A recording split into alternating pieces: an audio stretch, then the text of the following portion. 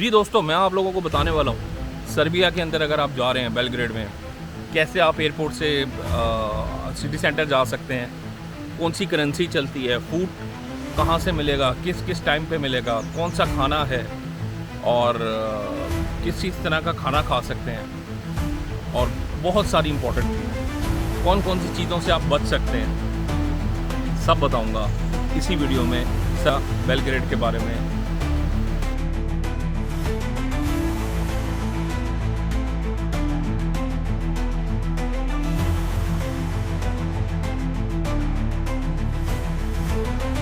अस्सलाम वालेकुम दोस्तों, एंड कैसे हैं, गुड आफ्टरनून और होप सब ठीक होंगे, जहाँ होंगे सब ठीक होंगे। मैं हूँ इस टाइम अभी बॉस्निया में, ये ईस्टर्न यूरोप की सीरीज़ चल रही है। एक इम्पॉर्टेंट वीडियो बनानी थी यार सर्बिया के बारे में, travel tips, scams and all उनके बारे में। तो 3 दिन था मैं उधर, तो मैंने कहा चलो काफ़ी लोगों की हेल्प हो जाएगी। बाद में चीज़ें भूल जाती हैं और फिर वो लिख के मैं नहीं रख सकता। मैंने सोचा साथ साथ ही मैं ब्लॉग किया करूँगा जो भी होंगे। तो इसमें मैं आपको बताता हूँ ट्रैवल, टिकट, इन चीज़ों के बारे में और बहुत सारी और चीज़ें भी बता दूँगा ताकि वो कवर हो जाएं और बहुत सारी गलतियाँ जो मैंने की हैं वो आप ना करें। जी दोस्तों, शुरू करते हैं वीडियो। यार देखो, मैं सर्बिया पहुँच गया विदेर से। विदेर की फ़्लाइट थी, भरी हुई थी, क्योंकि मुझे वहाँ से पता चला कि खाली जो विदेर है ना, वो भाईजान वो लोग नहीं लेते खाली जो खाली सर्बिया आ रहे हैं। मैसेडोनिया, बॉस्निया के लिए अलग फ़्लाइट चलती है। मैसेडोनिया हो गया या फिर आस पड़ोस के जो छोटे मोटे मुल्क हैं, उनके लोग भी आए हुए थे कि बॉर्डर क्रॉसिंग करके वो चले जाएंगे। तो फ़्लाइट इसलिए फुल थी। तो मेरे साथ जो लड़की बैठी हुई थी वो मैसेडोनिया की थी, तो वो 5 घंटे बाद में बाय रोड जाने वाली थी। मैं कहा अच्छा देखो यार, सस्ती टिकट लेके वो आ गई है और यहाँ से वो निकल जाएगी। तो बैग भी उसने 2 लिए हुए थे बड़े बड़े। तो मतलब she travel right in a good way, in a good money. तो जी उसके बाद जी टिकट का आपको मैंने बता दिया, विज़िट से मैं आ गया। और उसके बाद जी जब मैं पहुंचता हूँ सर्बिया, तो कोई सवाल जवाब नहीं हुआ, कोई होटल बुकिंग नहीं हुई। मैंने सेफ साइड क्या किया था, मैंने सेफ साइड तौर पे रिटर्न टिकट करवा के रखी थी तुर्किश एयरलाइन की, फुली रिफंड वाली, कि मुझसे शायद अबू धाबी एयरपोर्ट पे पूछेगा वो। उसने बस यूएस वीज़ा देखा, उसकी एंट्री की, ख़त्म। उसके बाद मुझे फिर जब इमिग्रेशन हुआ मेरा, जो बस में आपको भेजते हैं प्लेन से पहले, उसमें उसने मुझसे पूछा यूएस वीज़ा, अपना था, इंडियन लड़का था, तो उसने यूएस वीज़ा पूछा, वो देखा, उसकी एंट्री की और उसने एक डॉक्यूमेंट्स टू चेक ऐसे करके लिख दिया कि डॉक्यूमेंट उसने चेक कर लिए और उसने भेज दिया मुझे। चलो जी मैं वहाँ से निकल गया। अब जी आगे चलते हैं। प्लेन हो गया, लैंड हुआ, मैंने वो टिकट भी की हुई थी और 6 दिन का उनको मैंने यही शो किया था मैं सर्बिया में 6 दिन हूँ। 6 दिन की होटल बुकिंग वगैरह सारा कुछ था भाई। वो उन्होंने ना मुझसे होटल बुकिंग पूछी, अमेरिका वीज़ा देखा, एंट्री की। वो अमेरिका वीज़ा ही ढूंढते हैं, वो उनको पता है ये जो इधर आ गया वो इसी चक्कर में आया, वैसे कोई नहीं आता, प्लेन ही नहीं भेजेगा। तो इवन जो दूसरी बॉर्डर क्रॉसिंग्स मैंने बाय रोड की हैं, वो खुद ही वो अमेरिका वीज़ा या शेंजन वीज़ा या यूके वीज़ा ये देख रहे होते हैं। वो बस ये वाले वीज़े उनको चाहिए होते हैं और उनको कोई आपके पासपोर्ट का पेज भी नहीं देखते ज़्यादा। तो जी उसने यूएस वीज़ा देखा, उसकी एंट्री की और बोला वेलकम। 2 मिनट भी नहीं लगे मुझे, 1 मिनट भी नहीं लगा बल्कि। और कोई होटल बुकिंग नहीं, कोई रिटर्न टिकट भी नहीं पूछी कि तुम वापस कब जाओगे या कहाँ से जाओगे या किधर जाओगे, कोई चक्कर नहीं, कुछ नहीं पूछा उसने। लो जी ये हो गया। उसके बाद फिर मैं वहाँ से निकलता हूँ और निकल के मैं बाहर जाता हूँ, लेकिन मेरे पास करेंसी नहीं थी। यार एक मुझसे बहुत बड़ी गलती होगी, मैंने यूरो कैरी नहीं किया। मुझे कम से कम 500,000 यूरो मेरे पास होना चाहिए था। यूरो दुनिया का, इनका यूरोप में ही हर जगह यूरो चलता भी है और बोलता भी है और यूरो यूरो है। तो वो गलती मुझसे हो गई, मैंने यूरो नहीं लिया, मैंने लिया हुआ था मेरे पास दरम से, वो चेंज नहीं हुए, फिर मुझे एटीएम से निकालने पड़े। तो फिर एटीएम से निकाले, वहाँ मैंने एक हॉस्टल लिया था, कैप्सल हॉस्टल। मुझे क्योंकि हॉस्टल से मना भी किया था घर वालों ने भी और ख़ुद भी, मेरा मूड नहीं था, क्योंकि आप ना रेस्ट नहीं कर पाते प्रॉपरली, लोग होते हैं एंड ऑल, और वो मेरे साथ अच्छा एक्सपीरियंस भी नहीं हुआ। एक तो वो चाइनीज़ हॉस्टल था, फिर वो उसने वो बनाए हुए थे कैप्सल्स। तो आप सोचो कैप्सल के अंदर ही सब रख रहे हो। फिर बाहर एक टेबल पड़ा था, वहाँ मैं बैठा रहा, तो 2 दिन मेरे निकल गए उधर, लेकिन मज़ा नहीं आया उस हॉस्टल के बाद ना मुझे। तो मैं तो सजेस्ट नहीं करूँगा हॉस्टल्स वगैरह, लेकिन बजट ट्रैवल जो करते हैं वो हॉस्टल लेते हैं। लेकिन आप लोग गौर करो कि हॉस्टल जो है ना, उससे आपको 30-40 दरम का या 50 दरम का फ़र्क आएगा, आपको होटल मिल जाएगा। तो प्रेफर करो कि होटल ले लो।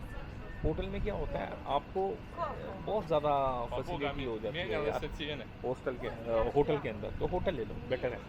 बाल उड़े हैं तो मैंने कहा ज़रा मैं थोड़ा सा चेंज कर लूँ। तो जी अब आपने ले लिया होटल, होटल आपके पास आ गया। अभी आपने क्या करना है, हॉस्टल को अवॉइड करना है। फिर आपने यूरो कैरी करना है, बहुत ज़रूरी पॉइंट, और यूरो अपने पास होने चाहिए। फिर वहाँ से इम्पॉर्टेंट बात, जब एयरपोर्ट से मैं निकला हूँ तो पब्लिक ट्रांसपोर्ट आपने लेनी है जो कि बस है। और वो जो बस है वो आपको मिलेगी एयरपोर्ट से, A71, वो फ्री है फॉर पब्लिक। सर्बिया की ये बहुत अच्छी चीज़ लगी यार, वहाँ बसेस फ्री हैं सर्बिया के अंदर, और कमाल मतलब वहाँ सीन है यार बसेस वगैरह का। तो मेरा खाना आ गया, इसको खाएं, वीडियो को फिर कंटिन्यू करते हैं। अच्छा दोस्तों, बात हो रही थी, मैं निकल गया, A71 बस थी। A71 बस लेके मुझे सीधा चली गई इधर क्या बोलते हैं, एयरपोर्ट से सीधा सिटी सेंटर में उसने उतारा। वन जो बस थी उसने वो सीधा फ्री चलती है, वो एयरपोर्ट से चली और उसी टाइम ही आ गई जब मैं बाहर निकला हूँ। मैं भी बैठ गया उसके अंदर। मैंने एक बंदे से पूछा इसका पे करना पड़ेगा, उसने बोला फ्री। तो मैंने कहा सिटी सेंटर जा रही, कहते या गो सिटी सेंटर, सेम बस। तो सर्बियन बसेस बहुत आला थी, कमाल था उनका सिस्टम। और वहाँ से मैं बैठा हूँ, सीधा मैं सिटी सेंटर उतरा हूँ। वो एक उनका टाउन था, वहाँ मैंने मैकडोनल्ड खाया, महंगा लगा मैकडोनल्ड, काफ़ी महंगा था। इवन फ़िश बर्गर भी 38 दरम का था, जो कि दुबई में आपको 20 दरम में मिल जाता। फिर वो खाया, वो खा के तो अब मुझे था कि मैंने उस टाइम तक मैंने हॉस्टल जो लिया हुआ था कैप्सूल वाला, वहाँ जाना था, क्योंकि मुझे वो कैप्सूल आया हुआ था, मैंने ट्राई करना था। तो जी वहाँ से फिर वो और 2.5 किलोमीटर दिखा रहा था, मैं थक गया था सुबह का। फिर मैंने टैक्सी वाले को बुलाया, उसको मैंने 15 सर्बियन दिनार दिए। और क्योंकि मैंने क्या किया था, मैंने पहले ही ATM से जाके कैश निकलवा लिया था वहाँ से सर्बिया में। तो मैंने कहा यार प्रॉब्लम ना हो, दिनार होने चाहिए। फिर मैंने उसको 15 दिनार दिए। फिर उसके बाद उसने मुझे वहाँ हॉस्टल उतारा, लेकिन हॉस्टल थोड़ा एड्रेस नहीं लिखा हुआ था, लेकिन मैं पहुँच गया 5-10 मिनट के अंदर अंदर। बीच में 1 मिनट के लिए मैं 1-2 होटलों पे भी गया हूँ कि अगर मुझे कमरा मिल जाए तो मैं हॉस्टल स्किप करूँ और यहाँ बस सो जाऊँ जाके ना, क्योंकि नींद आपकी डिस्टर्ब होती है पूरी रात। एक रात पहले आप जाग रहे होते हैं, फिर आपने ट्रैवल करना होता है, ट्रैवल की थकावट होती है, फिर वीज़ा ये वो। तो ट्रैवलिंग वाले डे जो होता है वो बहुत हैक्टिक होता है भाई। फिर मैं जाके सो गया। उसके बाद जी मैं रात को शहर देखने निकला।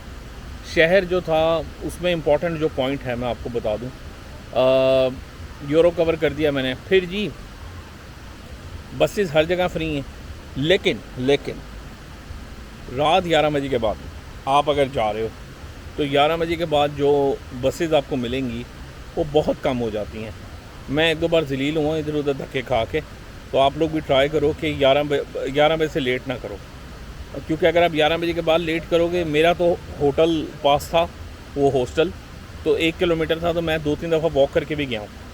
तो मैं तो चला गया वॉक करके, लेकिन अगर दूर होटल है तो फंस जाओगे आप। एक बस में मैं एक दिन पहले बैठा हूँ, 2-2:30 बज गए थे और रश था पहले दिन। तो वो बस मुझे कहीं और ले गई और वहाँ से मैं फिर चल के गया 1 किलोमीटर। मैंने कहा यार लानत है, मैं खुद ही वॉक करके ही आ जाता यार कसम से। तो बस ये हुआ सारा कुछ। और ट्राई करो कि 11 बजे के बाद पहले घर आ जाओ, या होटल या हॉस्टल आ जाओ। अगर बाहर हो तो टैक्सी ले सकते हो, वहाँ टैक्सी का वैसे येंडेक्स अच्छी है, येंडेक्स इतनी कोई महंगी भी नहीं है। लेकिन छोटे ट्रिप्स के लिए मुझे वहाँ लोकलों ने भी बोला कि तुम सर्बिया में येंडेक्स ना लो, तुम बड़े ट्रिप के लिए सिर्फ येंडेक्स लो, नहीं तो बस इस्तेमाल करो। फिर मैं बस पे ही घूमता रहा उधर उधर। बस बड़ी सस्ती थी, आसान थी। इवन जो मैंने ये बस की टिकट लेनी थी बोस्निया के लिए, तो वो भी मैं बस 95 एक चलती है। 1-2 बसें इंपॉर्टेंट है वहाँ पे जो मैंने देखी। एक 71 जो सीधा एयरपोर्ट से आपको सिटी सेंटर उतारेगी, और एक 95 जो सीधा आपको ट्रेन स्टेशन और बस स्टेशन उतारेगी। वहाँ से आपको 95 की जो बस है वो न्यू बेलग्रेड जाके वहाँ से आप किसी भी बस की टिकट ले सकते हो, और वहाँ पे आप बोस्निया चले जाओ, मैसेडोनिया चले जाओ, पेरिस चले जाओ, इटली चले जाओ, वहाँ से हर तरह की बसें चल रही। ठीक है जी। और बसें बड़ी टाइम पे चलती हैं। एक बस तो मेरी मिस हो गई थी बोस्निया से, फिर मुझे 1 घंटा वेट करना पड़ा। तो ये चीज़ों का ख़ास ख्याल रखो। फिर उसके बाद सेफ़ लगा मुझे, 2:30 बजे तक। लोग बड़े अच्छे हैं, फ्रेंडली लोग हैं। सर्बियन दे आर लवली, बहुत अच्छे लोग थे, हेल्प करते हैं बहुत ज़बरदस्त। आप रास्ता पूछो आपको वो छोड़ के आएगा, घर तक छोड़ के आएगा। ऐसे लोग लगे मुझे, बड़े वंडरफुल शानदार लोग हैं Serbian. I love Serbian people, very nice.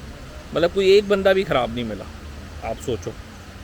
फिर उसके बाद ज़्यादा कुछ बेलग्रेड में करने को नहीं है, 3 दिन इनफ है, मैक्स है मैक्स। बेलग्रेड अगर आप जा रहे हो 3 डेज आर मैक्स। ठीक हो गया जी, ये हो गई बात कवर। उसके बाद जी आपने अगर चले जाना है बेलग्रेड से बाहर निकलना है अगर, वो भी मैंने आपको बता दिया। तो यही कुछ ज़्यादा इम्पोर्टेंट चीज़ें थी। और वहाँ पे मांगने वाला इतना कोई सीन नहीं है, लोग तंग नहीं करते। और मुझे तो रात के टाइम भी सेफ़ लगा, तो इतना कोई वो इशू नहीं है। खाना वाना सब बंद होता है 10 बजे, फूड 10 बजे सब बंद, आपको खाना नहीं मिलेगा 10 बजे के बाद। एक आध कैफ़े खुला हुआ था, उससे फ़्राइज़ लिए थे मैंने, तुर्की रेस्टोरेंट था, और चीज़ फ्राइज़ लिए उस दिन, वो खाना हो गया। तो खाना भी खाना है 10 बजे से पहले। और उसके बाद आपने 10-11 के बाद लेट नहीं करना।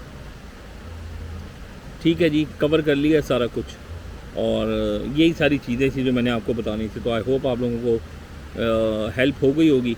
बाकी किसी ने और कुछ पूछना है, कोई सवाल रह गया मेरे से, तो कमेंट में बताओ, पूछ लो मुझसे, मैं आपको रिप्लाई कर दूँगा।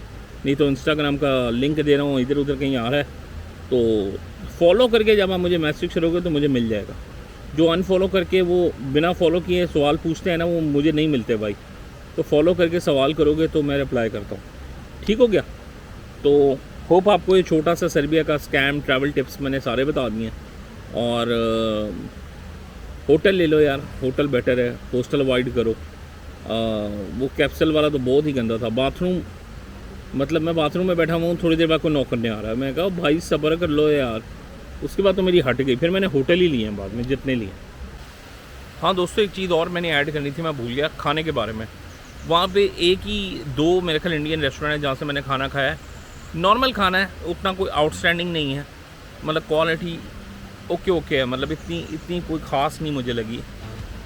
वो भाई देख रहे होंगे, लेकिन भाई वो जैसे रेडीमेड टाइप खाना नहीं होता उस तरह का था, और महंगा था काफ़ी। लेकिन क्या नाम था उसका, इंडिया पैलेस। तो बिरयानी मेरे ख्याल उनकी ज़्यादा चल रही थी। तो वो सिटी सेंटर में बिल्कुल स्क्वायर के पास है। लेकिन सर्बिया ओवरऑल मुझे अच्छा लगा, वो यूरोप की फ़ील देता आपको, और वो प्रॉपर यूरोप फील करवाता है। ये बॉस्निया पूरा आपको इस्तांबुल और तुर्की की फ़ील देगा, लेकिन सर्बिया बेलग्रेड आपको प्रॉपर यूरोप की फ़ील देगा। ठीक है जी, मिलते हैं आपसे अगली वीडियो में, अगली किसी जगह पे।